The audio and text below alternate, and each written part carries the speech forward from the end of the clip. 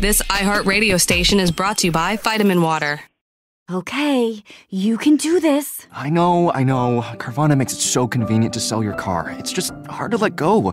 My car and I have been through so much together. But look, you already have a great offer from Carvana. That was fast. Well, I know my license plate and VIN by heart, and those questions were easy. You're almost there. Now to just accept the offer and schedule a pickup or drop-off. How'd you do it? How are you so strong in letting go of your car? Well, I already made up my mind, and Carvana's so easy. Yeah, true. And sold. Go to Carvana.com to sell your car the convenient way. Bienvenue à vous, qui avez décidé de nous écouter et de prendre part à ce nouveau voyage de l'esprit. Dans cet épisode, nous poursuivons notre plongée entamée lors de l'épisode précédent dans les mystères les plus effrayants du cosmos. Rappelez-vous, nous avions timidement entrouvert la porte symbolique de nos connaissances, tout en prenant soin, bien sûr, de ne pas franchir le seuil. Nous avions jeté un bref coup d'œil et nous nous en étions limités à des phénomènes ou des objets célestes, bien qu'arborant une part d'inconnu, d'incertitude et d'épouvante, sont des choses déjà observées et comprises. Ainsi nous avions vu tous les aléas que faisait subir l'espace sur notre corps et qui limiteront peut-être à jamais nos rêves d'espace. Et puis plus largement, nous avions pris connaissance des dangers et des menaces potentielles à la vie sur notre planète qui ne manquaient pas d'originalité. Et puis, souvenez-vous, nous avions terminé sur une note incertaine que sont les trous noirs et les planètes errantes. Ces astres invisibles et très difficiles à repérer, dont, de fait, on ne peut vraisemblablement en estimer le nombre, si bien que ces mondes sont non seulement à jamais inaccessibles, mais également potentiellement partout autour de nous. Désormais, n'ayez pas peur. Prenez une grande inspiration et franchissons ensemble le seuil de cette porte. Mais au-delà, je vous préviens, il n'y a plus de vérité absolue, plus de certitude, plus de théorie. Il n'y a que des hypothèses, des simulations, des suppositions invérifiables en l'état actuel. Des phénomènes effrayants que nous ne savons tout simplement pas expliquer et dont ces tentatives d'explication impliquent des hypothèses plus effrayantes encore. Vous êtes prêts ? Alors prenez place et bon voyage dans Poussière d'étoiles.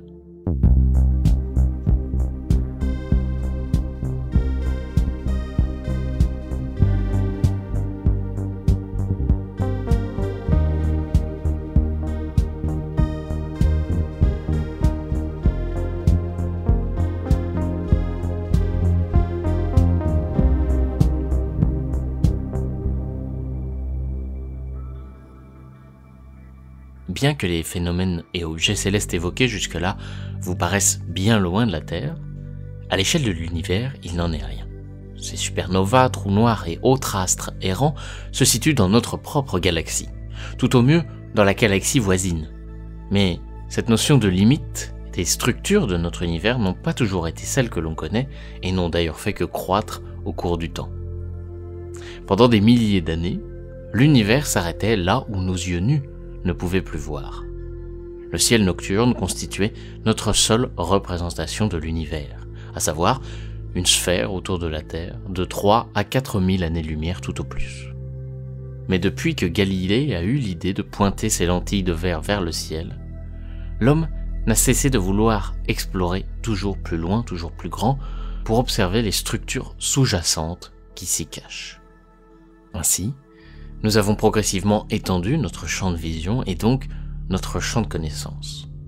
Nous qui pensions que l'univers s'arrêtait à notre galaxie, nous sommes vite rendus compte que certaines nébuleuses étaient en fait d'autres galaxies à des distances prodigieuses. Au-delà de cette Voie lactée donc, le petit et le grand nuage de Magellan, le grand chien, le Sagittaire sont autant de petites proto-galaxies satellites sous l'influence gravitationnelle de notre Voie lactée. Et puis, notre voisine directe, la géante galaxie d'Andromède, elle aussi avec son cortège de petites galaxies satellites, et puis quelques galaxies indépendantes ça et là. Cet ensemble s'influe mutuellement et constitue une structure d'une 60aine de galaxies que les scientifiques ont simplement nommé le groupe local, une structure de 10 millions d'années-lumière. Mais je vous vois venir, vous vous dites sûrement s'il existe d'autres amas de galaxies, alors peut-être ceux-ci sont-ils influencés mutuellement et forment d'encore plus grandes structures. Et c'est effectivement le cas. Petit à petit, nous avons découvert d'autres amas de galaxies, comme notre amas local, et la liste est longue. Les amas du chien de chasse, les amas du lion, de la grande ours, de la Vierge. Je ne vais pas tous vous en faire la liste. Sachez cependant que cette structure, que l'on a appelée le super amas local, regroupe environ 10 000 galaxies réparties sur une centaine d'amas dominés par l'amas de la Vierge. Le tout formant une structure de 200 millions d'années-lumière. Ça commence à faire beaucoup. Sachant que, rappelez-vous, chacune de ces galaxies contient plus d'étoiles que de grains de sable sur Terre. Et ces structures, constituées de vides et de lignes de forte densité, contenant plusieurs dizaines de milliers de galaxies, forment ce que l'on appelle la toile cosmique. Vous avez sans doute cette image en tête des simulations d'univers dont la répartition des galaxies ressemble étrangement aux neurones du cerveau. C'est ça, cette fameuse toile cosmique. Des toiles tissées de filaments galactiques riches de centaines de milliers de galaxies. Mais alors, peut-être vous vient-il une question en tête, quelle est la limite à ces toiles cosmiques? Y a-t-il une fin? À l'image de poupées russes, chaque structure est elle-même une sous-structure d'un ensemble plus vaste. Alors on pourrait très bien se dire que ces toiles cosmiques sont en fait les piliers d'une structure bien plus grande et bien plus complexe. Et pourtant, il est censé exister une ultime frontière. Pour le bien fondé de nos théories, il doit y en avoir une. On a longtemps pensé que, une fois arrivé à l'échelle des superamas galactiques, notre poupée russe s'arrête. La formation des structures, toujours plus démesurée, cesse. Cette frontière est estimée à environ 300 millions d'années-lumière de large. Au-delà, la gravitation ne devrait pas être suffisamment puissante pour lier ensemble, en structure cohérente, des amas galactiques. Sans lien de cause à effet, ces structures sont libres d'évoluer de manière totalement disjointe, sans ordre apparent. L'univers, au-delà de cette frontière, nous apparaîtrait donc bien plus anodin, et devrait ressembler à un ciel homogène et uniforme dont vous ne pourriez pas différencier un endroit d'un autre. Les scientifiques ont surnommé cet effet la fin de l'immensité. Pour comprendre, j'ai trouvé une analogie en regardant un sapin. N'hésitez pas, si vous en avez un dans votre salon peut-être, à le faire chez vous. Au départ, rapprochons-nous et concentrons-nous sur une épine d'une branche au hasard. Si on essaye de regarder plus loin, ces épines sont liées le long d'une tige. Il existe une sorte de cohérence qui lie les épines ensemble. Puis si on regarde plus loin, plus large, autour, plusieurs de ces tiges semblent se rassembler à leur tour en une branche commune. Là encore, il y a un ordre sous-jacent, une structure cohérente qui lie toutes les tiges. Mais si on tente de regarder toujours plus large, toujours plus loin, pour tenter d'avoir une image d'ensemble de l'arbre, vous ne pourrez plus discerner les branches les unes des autres. Vous ne voyez plus qu'un amalgame formant un mur vert homogène partout où vous regardez. Ça permet de vous faire comprendre que d'autres structures peuvent exister comme celle dans laquelle nous sommes, mais elles ne sont pas liées entre elles, et elles occupent une position aléatoire. De la même manière que deux branches à l'opposé du sapin n'ont aucun lien en commun, mais existent bel et bien toutes les deux. Au-delà de cette limite, donc, tout se ressemble, ou du moins, tout devrait se ressembler. Car ces dernières années, les récentes et énigmatiques découvertes semblent avoir mis au jour des structures dont la taille défie l'entendement et excède largement ces 300 millions d'années-lumière. Des réseaux de structures en filaments, toutes interconnectées, ont été identifiés. Laniakea, dont nous faisons partie, Chapelet, Hercule, en sont quelques noms, membres contenant plusieurs dizaines de milliers de galaxies chacune, et ce, sur plusieurs centaines de millions d'années-lumière. Plus encore, des murs de galaxies, 200 fois plus volumineux que les superamas de la Vierge, et sur lesquels des milliers d'amas semblent s'aligner sur des distances si vastes que nous ne comprenons tout simplement pas comment ces structures sont possibles. Il nous paraît impossible que de telles architectures soient gravitationnellement cohérentes. Laissez-moi vous décrire quelques-uns de ces monstres cosmiques. Nous retrouvons dans le peloton de tête l'arc géant, une structure à grande échelle découverte très récemment, qui s'étend sur 3,3 milliards d'années-lumière et située à 9,2 milliards d'années-lumière de nous. Il est si grand que si cet arc cosmique était visible dans le ciel nocturne, il formerait un arc occupant autant d'espace que 20 pleines lunes les unes à côté des autres. Se trouve ensuite, en deuxième position, le mur de Boss, un acronyme du nom de ses découvreurs, d'une taille, tenez-vous bien, de 6,8 milliards d'années-lumière. Et enfin, près de nous, le Grand Mur, un filament monstrueux s'étendant sur une surface de 10 milliards d'années-lumière, soit un dixième du diamètre de tout l'univers observable et abritant près de 4 milliards de galaxies, ce qui en fait de très loin la plus grande et la plus massive structure connue de l'univers observable. L'existence de tels mastodontes pose un encore plus gros problème. Ils ne devraient tout simplement pas exister. On estime qu'aucune structure de plus de 1,2 milliard d'années de large ne devrait avoir eu le temps de se former depuis la naissance de l'univers. Tout simplement parce qu'au-delà, les corps ne sont pas en mesure de s'influencer sur des distances aussi grandes, car l'univers est tout simplement trop jeune. Depuis sa naissance, il n'y a pas eu assez de temps pour que la force de gravité ait eu le temps de se propager et d'exercer son influence sur d'aussi grandes distances. Il y a beaucoup de choses à dire sur ces structures, dont leur étude est encore très récente. Mais en attendant, elles n'ont pas fini d'attiser la curiosité des scientifiques, tant elles repoussent la frontière de cette fin de l'immensité bien au-delà de ce que nous pensions possible. Mais également la frontière de nos connaissances, avec des questions encore plus vastes. Comment de telles structures peuvent émerger, se rassembler, s'influencer, à une taille qui défie l'entendement? L'hypothèse qui se cache derrière cette organisation de la matière est un mot que les astrophysiciens n'aiment pas prononcer: l'ordre. Car selon notre modèle de cosmologie, l'univers n'a pas d'ordre ni de sens. Il n'y a pas de raison qu'il en soit ainsi. Et doit en résulter un cosmos qu'on appelle isotrope, c'est-à-dire grosso modo le même densité de matière, même proportion de galaxies, etc., partout où nous portons le regard. Mais si cela avait un sens que nous ne comprenons peut-être pas encore, une organisation de la matière au-delà de nos connaissances, un ordre du monde, en quelque sorte. Cette question nous amène à notre second grand mystère, une découverte encore contestée, allant justement dans le sens de cet ordre global qui, si elle s'avère vraie, remettrait en question toutes nos certitudes.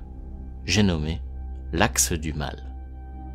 Pour comprendre ce qu'est l'axe du mal, il faut aborder avant un autre aspect très important en cosmologie.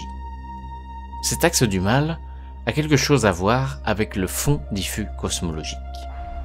Ce fond diffus cosmique était de prime abord complètement isotrope, ce qui allait dans le sens de nos théories, et ce qui signifiait qu'il n'y avait donc aucune différence dans les parties du ciel que vous regardez. Plus tard, lorsque les scientifiques ont eu de meilleurs instruments, ils ont découvert qu'il n'était pas tout à fait isotrope, ce qui signifie qu'il y avait de légères fluctuations. Mais ces fluctuations sont de l'ordre du micro-Kelvin. On peut dire que globalement, il est très uniforme. Mais d'ailleurs, je vous parle de rayonnement fossile, mais d'où vient-il ce rayonnement? Alors, si vous vous souvenez de notre hors-série sur les 3 premières minutes de l'univers après le Big Bang, vous savez que celui-ci était entièrement rempli d'un plasma chaud et dense, si dense qu'aucune lumière ne pouvait le traverser. Mais au fur et à mesure que l'univers s'étendait, ce gaz est devenu moins dense et plus froid.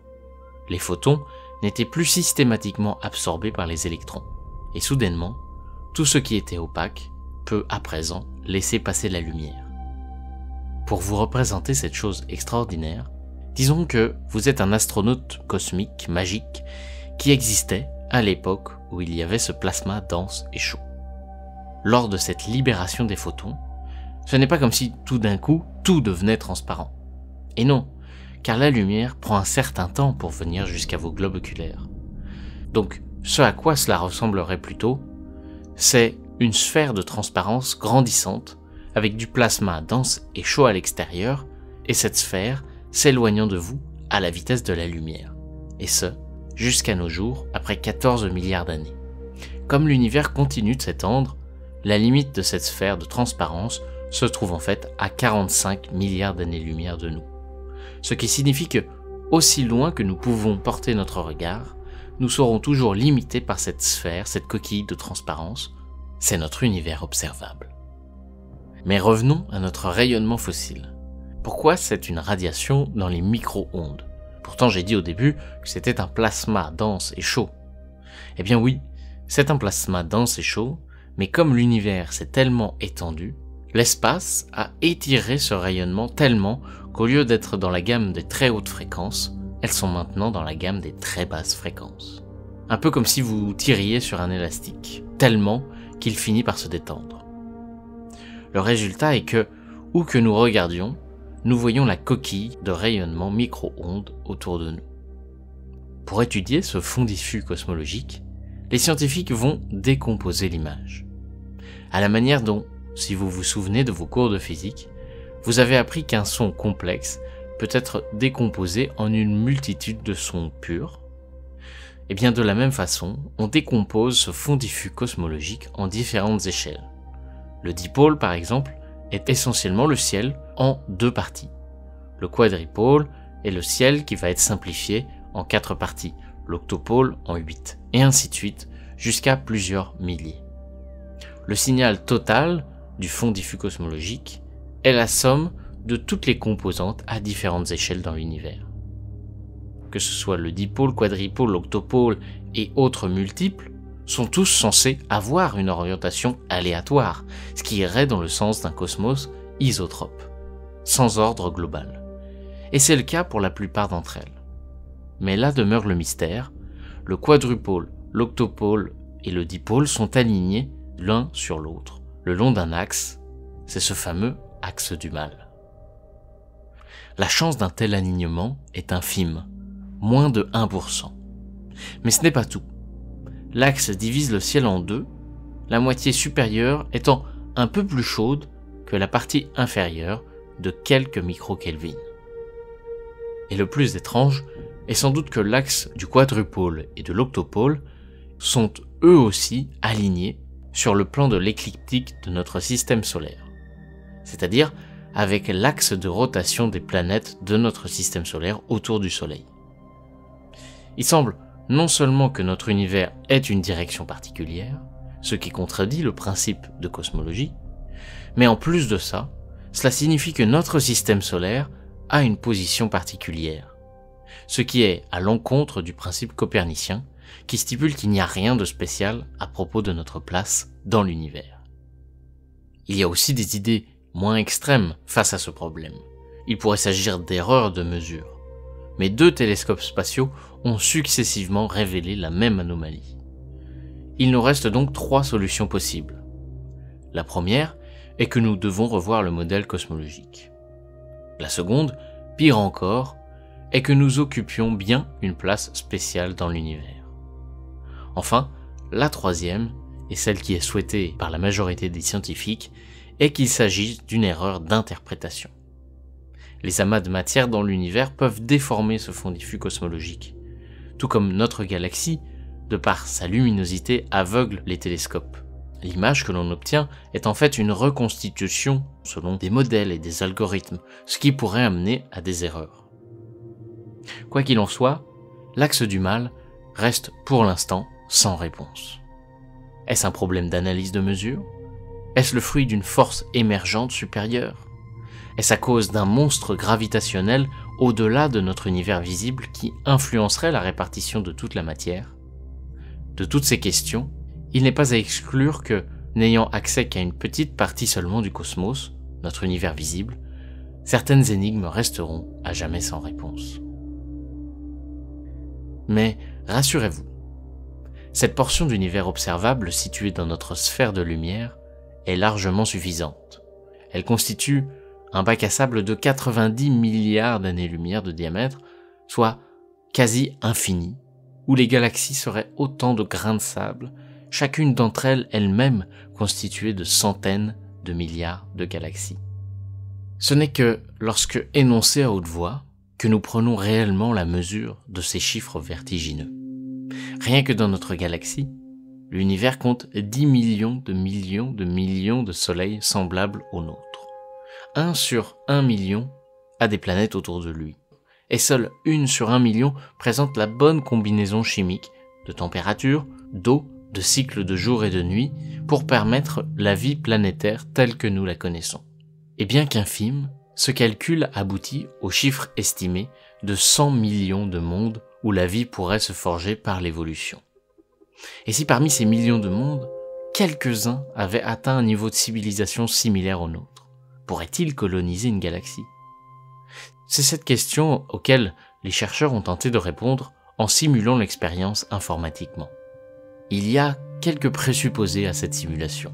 Par exemple, on suppose qu'une civilisation n'utilise des vaisseaux que voyageant à une certaine vitesse comparable à celle de nos propres vaisseaux spatiaux actuels, soit environ 30 km par seconde. Lorsqu'un vaisseau arrive sur un monde habitable virtuel dans la simulation, ce monde est alors considéré comme une colonie et peut lui-même lancer un autre vaisseau tous les 100 000 ans, si un autre monde inhabité se trouve à sa portée.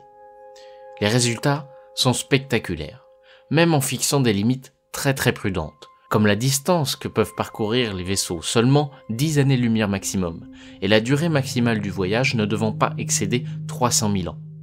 Et bien pourtant, la majorité de la galaxie pourrait être colonisée en quelques centaines de millions d'années seulement, soit une fraction de son âge total. Naturellement, vous vient alors cette éternelle question, comment est-ce possible que nous n'avons pas pris déjà contact avec une civilisation extraterrestre? C'est le désormais connu paradoxe de Fermi. Nous ferons probablement un jour un épisode complet sur le sujet, tant de nombreuses hypothèses dans le but d'expliquer ce paradoxe existent. Mais aujourd'hui, une en particulier nous intéresse. La plus effrayante, vous l'aurez compris, c'est l'hypothèse de la forêt sombre. Avant toute chose, ce principe a été majoritairement popularisé et développé par Liu Cixin dans la trilogie du problème à 3 corps. Donc, si vous comptiez lire ce roman prochainement, il vaut mieux peut-être ne pas vous divulgacher l'intrigue et avancer de quelques minutes. Bien. À présent, fermez les yeux. Imaginez, vous êtes un chasseur et vous êtes au milieu de la forêt, mais pas n'importe laquelle. Une forêt lugubre et pleine de brouillard. Le plus effrayant, c'est que vous n'avez aucune idée de ce qu'il se cache dans la pénombre. Vous faites appel à vos sens. Vous ouvrez les yeux, vous tendez l'oreille. Est-ce une silhouette ou un arbre? Je crois avoir vu bouger quelque chose. Qu'est-ce que c'était? Et ça, j'ai l'impression que ça se rapproche. Après tout, il n'y a peut-être aucun autre chasseur dans cette forêt. Et même s'il y en avait, ils sont probablement amicaux. Poussés par la solitude extrême, vous songez à révéler votre présence. Mais votre instinct de survie est plus fort que votre désespoir et vous renoncez au dernier moment. Et oui, seriez-vous prêt à prendre ce risque? Car les autres chasseurs sont animés du même instinct de survie que vous. Ils cherchent à survivre et éviter le danger. Pour un autre chasseur, ne représenterions-nous pas une menace potentielle? L'évolution sur Terre est ainsi faite. Une compétition permanente, permettant d'assurer la survie de l'espèce la plus forte, la plus intelligente, la plus rapide, etc. Nous avons dominé le monde grâce à l'évolution. Et encore aujourd'hui, différentes cultures, différents pays s'affrontent, se font la guerre, détruisent la planète pour tenter de dominer les unes sur les autres. Si une civilisation avait connaissance de notre existence et nous observait, ne préférait-elle pas, à votre avis, garder le silence face à une espèce aussi destructrice? Alors ces extraterrestres pourraient se dire que pour l'instant, vu les distances qui nous séparent et notre niveau de technologie, nous constituons une assez faible menace.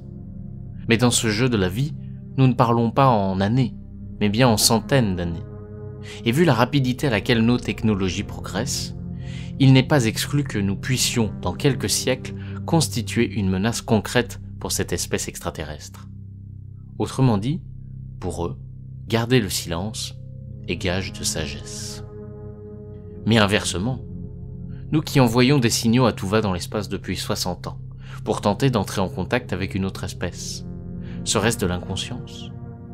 Car si nous sommes tels que nous sommes, il n'est pas incongru d'imaginer que si d'autres nombreuses espèces existent, la compétition pour la vie se déroule également sur ces planètes lointaines.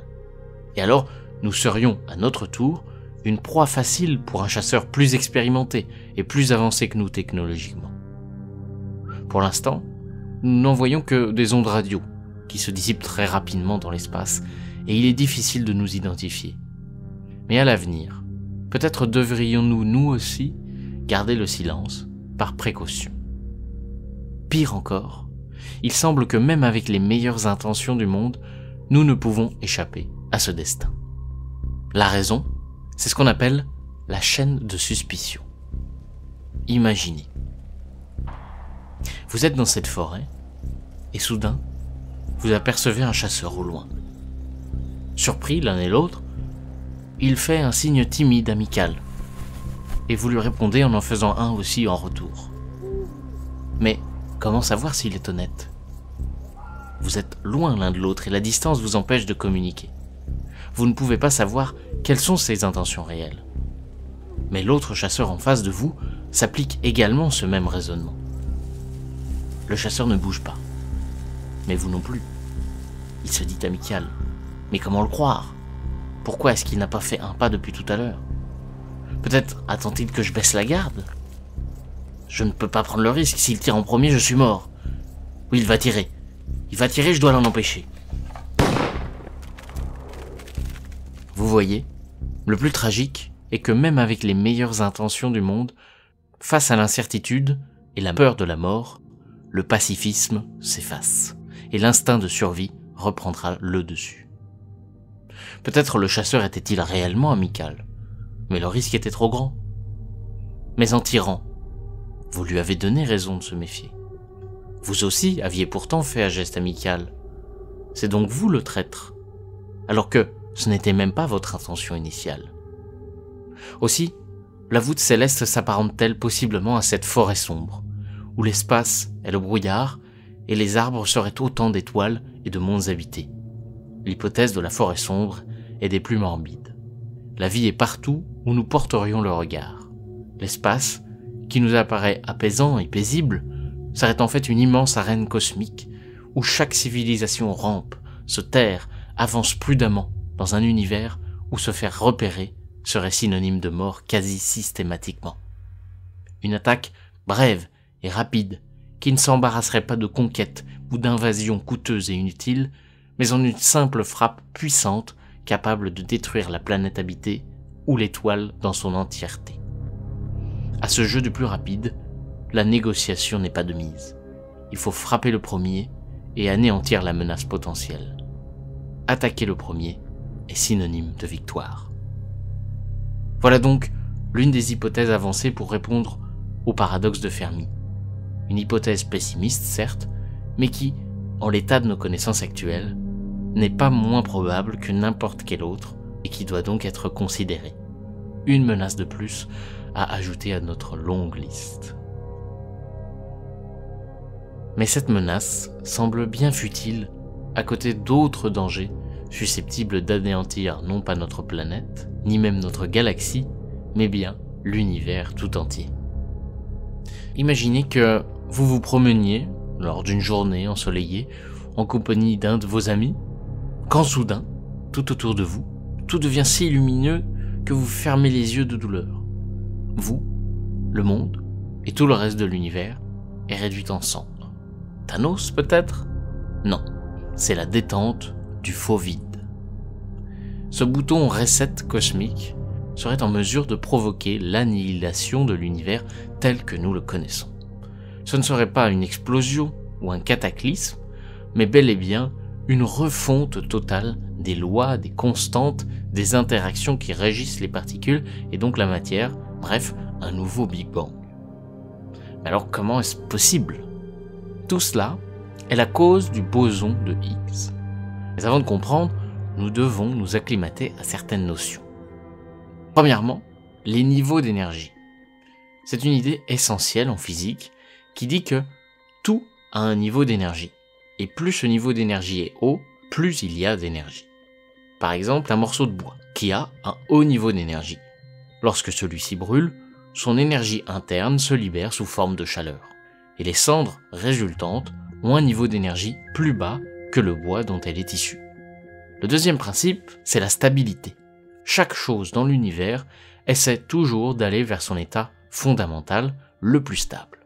Tout cherche à avoir le niveau complètement stable et avoir le moins d'énergie possible.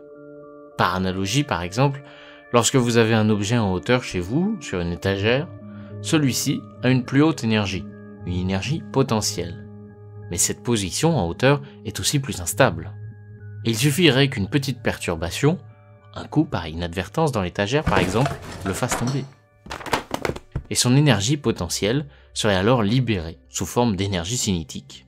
Et puis, il finirait par tomber au sol. Son état fondamental, l'état le plus stable. Pour faire simple, comme on dit, ça ne tombera pas plus bas. Tout dans notre univers suit ces deux principes. Quelque chose qui a beaucoup d'énergie est instable et cherche à s'en débarrasser pour devenir stable et atteindre son état fondamental. Cependant, cette compréhension actuelle de la physique que nous avons et ces principes qui s'appliquent à la matière sont le fruit de ce que l'on appelle les champs quantiques. La charge, la masse, les interactions, etc., ce sont elles qui définissent les règles de l'univers qui s'appliquent aux particules. Depuis les milliards d'années qu'il existe, on se dit que l'univers est a priori stable, et donc que tous les champs quantiques sont dans leur état d'énergie le plus bas. C'est ce qu'on appelle l'état du vide. Tous oui, sauf un, le champ de Higgs. En réalité, nous savons que ce champ est dans un état dit métastable. C'est comme si notre livre, que nous pensions sur le plancher des vaches, était capable de traverser le sol pour tomber encore plus bas à l'étage d'en dessous. Nous serions alors dans un état de faux vide, susceptible de disparaître à tout moment. Le champ de Higgs, il est primordial, car il donne la masse aux particules du fait de sa présence tout autour d'elles. De la même façon que vous allez vous sentir plus léger quand vous marchez normalement, et plus lourd lorsque vous essayez de vous déplacer avec de l'eau jusqu'aux cuisses. Le champ de Higgs, de par sa présence autour des particules, définit leur façon de se comporter et donc leur masse. Pour se représenter les choses simplement, imaginez que notre univers est un bocal, un aquarium. Le sable et les coquillages et les galets sont la matière faite de particules de notre univers. L'eau, elle, c'est ce fameux champ de Higgs qui baigne toute la matière et tout l'univers et lui dit comment se comporter. Et nous, eh bien nous sommes un poisson rouge à l'intérieur de ce bocal, ayant la certitude que notre univers ne se limite qu'à ce bocal. Mais ce bocal est en réalité en suspension sur cette fameuse étagère. Et alors que tout semble paisible, un tremblement de terre fait trembler notre bocal suffisamment fort, et c'est la chute. Notre bocal tombe de son étagère et éclate sur le sol. L'eau du bocal se vide, et tout ce que nous pensions de notre univers n'existe plus. Désormais, c'est l'air qui baigne tous les éléments, et non l'eau. Mais en tant que poisson rouge, nous ne sommes pas faits pour vivre dans l'air, et je ne crains que pour nous, ce soit la fin de notre aventure. De la même façon, il pourrait se produire à un endroit dans l'espace ce que l'on appelle une détente du vide, et il n'y aurait pas de retour possible. Pendant que le champ de Higgs s'effondre vers son plus bas niveau d'énergie, il relâche une quantité massive d'énergie potentielle, une sphère de nouveaux champs de Higgs stables ou du vrai vide qui grossit à la vitesse de la lumière dans toutes les directions. La sphère serait entourée par une couche d'énergie qui dévore tout ce qui entre en contact avec elle. Tout ce qu'elle touche est tout simplement éliminé de l'existence. Et la bulle va continuer de grossir à l'infini en détruisant l'univers sur son chemin. Cette onde de choc laisserait derrière elle un nouvel univers, remplacé par une physique totalement différente, rendant la vie telle que nous la connaissons impossible. Comment les particules fondamentales se comporteraient dans un univers comme celui-ci? Comment les atomes tiendraient-ils ensemble? Nous ne le savons tout simplement pas. Mais attendez, il n'y a pas de raison que ce bocal tombe, je vous entends dire. Eh bien si. Dans notre cas, la perturbation du champ de Higgs ne viendrait pas d'un tremblement de terre, mais de ce qu'on appelle l'effet tunnel. C'est un concept complexe de physique quantique dont je vous épargne volontiers les détails. Ce que vous devez savoir, c'est qu'il permet à une particule, dans certaines conditions, de franchir un obstacle normalement infranchissable.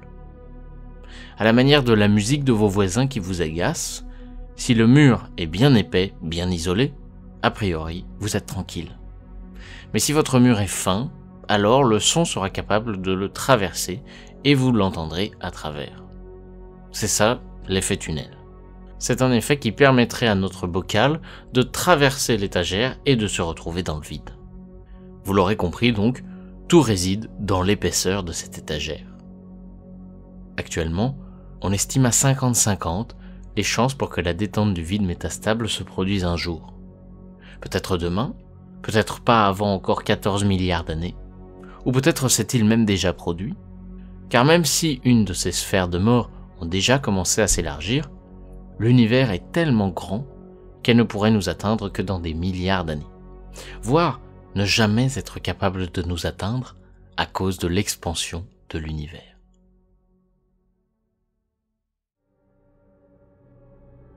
Nous arrivons au terme de ce voyage. Cet univers qui vous paraissait jusqu'alors si inoffensif, si beau, vous paraît un peu plus hostile à présent. Le simple vacillement d'une étoile suffit-il à vous inquiéter ? Qui sait ? Probablement que là-bas, une civilisation s'y cache, attendant de recevoir nos signaux émis pour y semer la mort. Une autre encore, à l'éclat trouble. Serait-ce une supernova sur le point d'exploser ? Peut-être que l'univers est-il en train de disparaître en ce moment sous nos yeux ? Peut-être que nous occupons finalement une place particulière dans cet univers qui lui-même semble avoir un sens qui dépasse notre portée.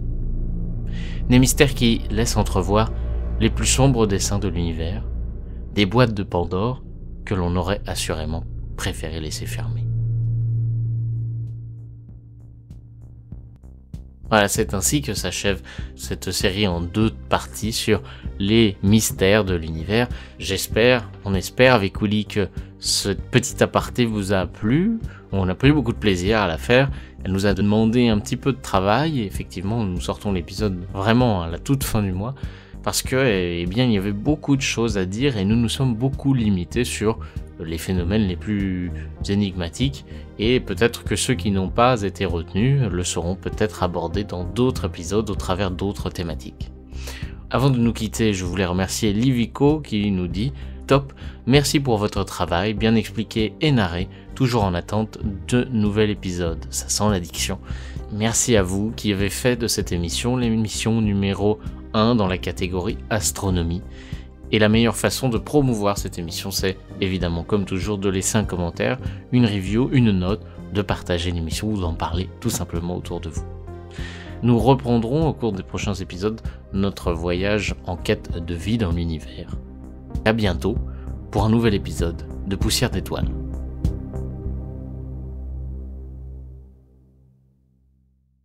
This iHeartRadio station is brought to you by Vitamin Water.